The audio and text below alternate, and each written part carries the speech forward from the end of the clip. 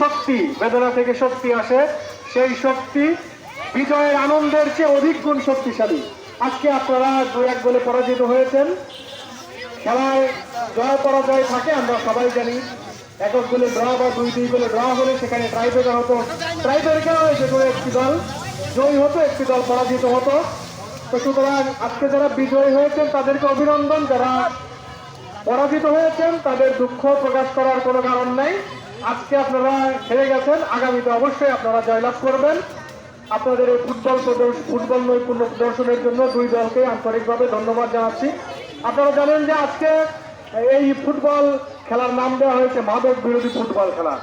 আমি একটি কথা সবসময় বলি যে সারা পৃথিবীতে যতগুলো খেলা আছে, শুধু ফুটবল না, যতগুলো খেলা আছে, যত খেলোয়াড় আছে, কোন খেলোয়াড়ই মাদক গ্রহণ করে না।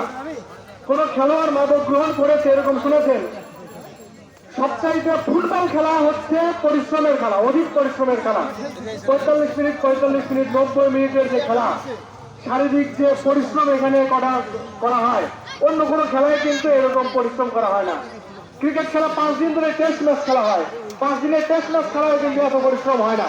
ফুটবল খেলায় যে পরিমাণ পরিশ্রম হয়, তো এই পরিশ্রম করতে গেলে শারীরিক এবং মানসিকভাবে যে শক্তি প্রয়োজন হয়, সেই শক্তি মাদক যদি কেউ গ্রহণ করে তাহলে কিন্তু সেই শক্তি অর্জন করা সম্ভব হবে না এবং কেউ ফুটবল খেলতে পারবে না।